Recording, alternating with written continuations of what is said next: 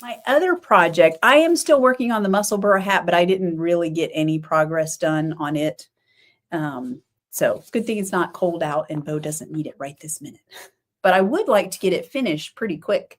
So I'll probably be spending some time on that this week. I did cast on the the title's a little misleading because it's a snap. If you go on Ravelry, it's just called Snap by Tin Can Knits. And the thing about this pattern that I love is that it's really, the key is you can use up scrap yarn, or you can intentionally use up yarns. I pulled out the Fun and Festive mini set. This is the DK set. These are the 3 skeins that I have not yet wound up. These are 2 mini skeins that I have wound. And here's 2 more. So the idea is that you use 4 fingering skeins, 4 strands, or the equivalent. So they give you all sorts of, you can use a DK and a worsted weight held together.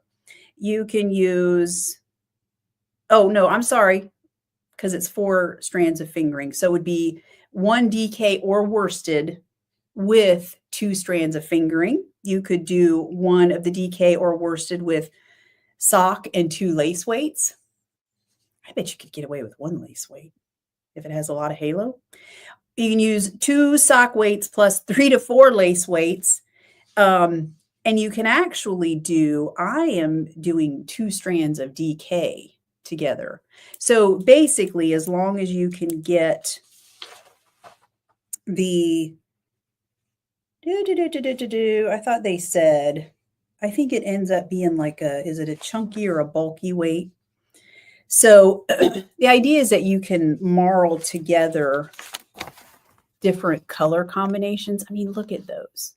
And you can even do like they've done down here, that's kind of an ombre effect. And how you get that is by changing out 1 strand or more of your colors every so many rows. So for example, I cast on with Tickled Pink and Bodacious.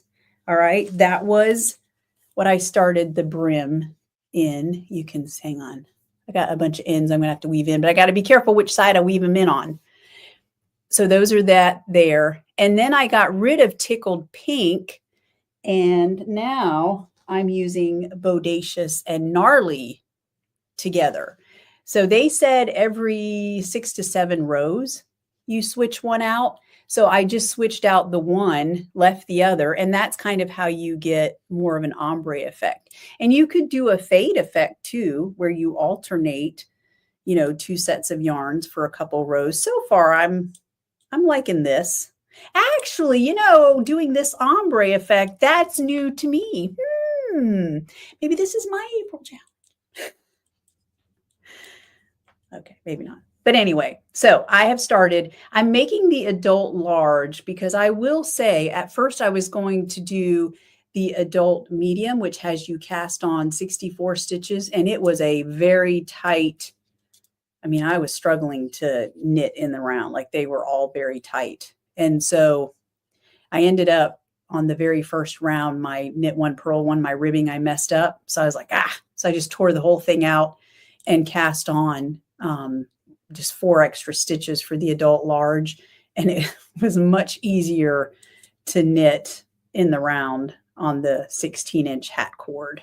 So, and I'm pretty sure that will still fit my head, my big old head. So anyway, yeah, so I did start that. So hopefully I'll make some progress on that as well. Okay. Yes, Deb, you're right. They are definitely fraternal socks. I tried not to go too wild and crazy, but I don't know. I hope she likes them. My brother seemed to think that she would. So you get what you get. You don't pitch fit. Oh, Bobby, you'll be out of town on June 7th. That's too bad. Well. Yes, when one lives in cool country, long-legged socks are perfect. And she is in Ohio. Of course, we're heading into, summer before long. But That's okay. She can wear them whenever. Hey, Laura. Laura's on Instagram. She says, I'm popping in briefly from a beachside restaurant in Savannah. Oh. Hello, Laura. And then I know Tara's commenting to Laura. She's jealous. I'm a little jealous myself. Laura has been very much globe trotting. Y'all are a bunch of globe trotters. I love it. I'm a little envious, I have to tell you. Okay, I did not tell you what I'm wearing today. Did y'all notice I'm wearing a hand knit? Morgan said, it doesn't look hand knit from far off. And I was like, well, that's a compliment, right? That's a good thing. This is the head top. I will stand up. I knit this last year for our summer sweater make along. Did I not? So, and it's perfect for kind of high-waisted pants. And I knit it with 2 skeins of the old Tolkien base. If y'all remember, that was 50% cotton and 50% wool, which has just got a beautiful drape to it, really. That's one of the things that I love about it. I wouldn't expect it with, I don't know, cotton can have drape. So anyway, so it's a wonderful top, especially here in Florida. It does show off my, oh, look, my saggy inner elbow arms. Oh, well. Anyway, so which that leads me. So if I were to knit this again, I would probably do it in silky sock. And it would be, I would only need about 2 skeins. I might, if I make another one though, I'll make it a little bit longer. I remember saying at the time that this is one that I would definitely knit again. It was a fun, fast knit, short sleeves help with that. So yeah, but what that leads me to is, since May is coming up, we have to do our summer sweater make along. We might come up with a different name just because. So maybe our summer stitch along or something like that. So be thinking, if you're going to participate, what pattern you might want to make. I'm thinking, I was looking at this came out, I think this month, Fiorellino by Isabel Kramer. And it's a nice top. It does have some lacy, not lacy. They're not, I don't know. Is that lacy details? A little. It has some fun detail if it's not technically considered lacy details. Does it have to have a yarn over to be called lace? I don't know. But I like it. And I was looking at it and some of the completed projects that people have done, and it looks cool. So the only thing is, I'm not sure what colorway. I think I've told y'all I'm kind of been working on a new color collection, a bright, fun summer collection. And there is a seriously bright color that I'm thinking of knitting this top in, but it does have just a little bit of speckling. And I'm not sure, one of those things, can I use hand-dyed yarn, variegated with this particular pattern, because it is kind of a delicate pattern and I would hate for it to get lost. So I may just have to do a little swatch with it, or start knitting, do my gauge swatch and then start knitting the pattern, because it's top down and you would see pretty darn quick whether the pattern is going to get lost in the color variations of the yarn. And I can't show you all the yarn yet because I haven't finished the collection. I was really busy this week. Great problem to have. Multiple wholesale orders I was dyeing up, which means that you all are buying yarn from local yarn shops. I love that. And so I've been staying busy, but I did dye up some more colors too. I've got 3 colors so far, but they're all speckled. And we got to have some tonal solids in there to even things out. You know what I mean? So yeah. Anyway, so be thinking about your summer top that you want to make, because that's what we'll do for May, just so you know. That's what's coming up. All right. And I love that. I love to be surprised with how the yarn knits up. See, and I think that's a cool outlook to have. But some people are not that way. They're a little more timid, and they'll say, do you have a picture of how this knits up? Or, what would you knit with this? So, but it's kind of like that bandana that, oh, where is it? Let me find it here. That Katie knit. You see, there's some definite stitch detail in there, and Harvest is a variegated yarn, but it just worked out perfectly. She didn't really have, I wouldn't consider that like serious color pooling in there at all. It's just very, very pretty the way that it all comes together. So, and I couldn't have predicted that, honestly, if I opened up that skein and said, there are definite color repeats going on here. So, depending on what you knit, there is a potential for pooling. So sometimes you just kind of have to be willing to go for it and do a swatch. I think now, and I got to do some more research on this. Obviously, thank goodness I have 2 months to teach my class.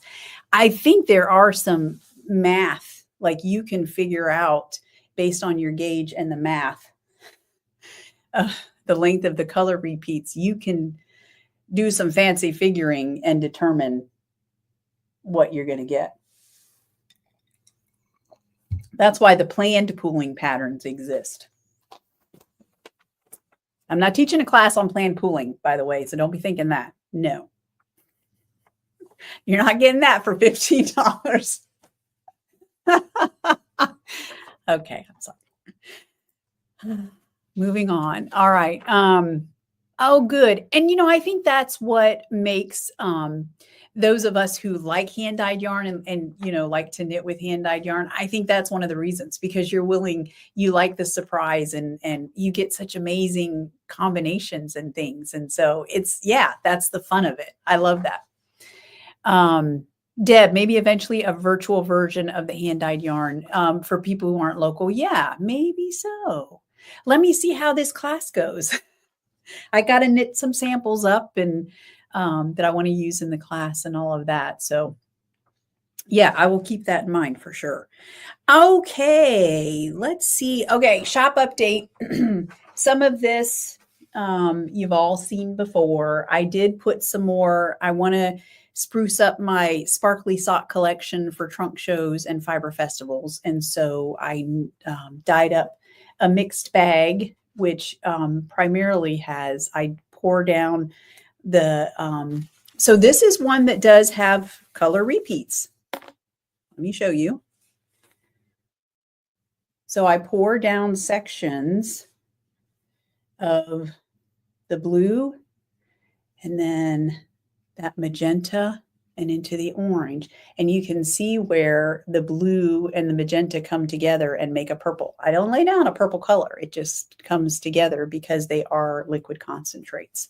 So, and then I don't know if y'all can see that fantastic, it's not showing well for me. Oh, there we got a little bit of it. That is 10% silver stellina, baby. Hubba hubba. I just love that so much. And then, well, hang on, let me, this isn't going to twist up right. I've gotten to where, I don't know if my arm strength isn't as good. Do y'all know, I used to hand twist all the yarn way back at the beginning. I don't do that anymore. I've gotten spoiled. Morgan twists it all with a skein winder, and hers are beautiful. Oh, that's not too shabby. It would look better if Morgan had done it, but that's not too bad. Not too bad at all. So there it is. And then I dyed up some bright to go with it. That's that blue that you see in there in varying tonal depths. So yeah, so we got those in the shop. Those are both on Sparkly Sock. And then as requested, I dyed up some raspberry lemonade. Now I made these as sock bundles for y'all. And you may have seen, I posted a picture this week. I was actually dyeing this up. I think I even did a short on YouTube. And this one it's a little bit more sporadic in terms of the color distribution. You've got those pinks and pink speckles along with the gold speckles. And that one, I have yet to see a project in which that one even stripes, because they're pretty random all over the skein. And then it comes with a berry mini. So I did this on fingering, so Trusty Sock and Trusty DK. And then also Vanessa at Knitcessities is getting a bunch of the fingering sock sets. So you can, if you are local, you're going to want to visit Vanessa because she's getting a bunch of these early next week. Okay, I do have the raspberry lemonade. I had just a little bit of room in the pot because I really fill up the pots. And so I did like 2 skeins of just raspberry lemonade on Schwanky sock. So, and then on various bases, berry. I got to tell y'all, berry, it's always been a hit, even online. You all love it, but it was also a big hit at Nash Yarn Fest too. This one really draws the eye. So I had to dye up some more berry as well. So I think that's it. Yeah, so I'm kind of in preparation for some upcoming festivals and trunk shows and things like that. I'm doing some different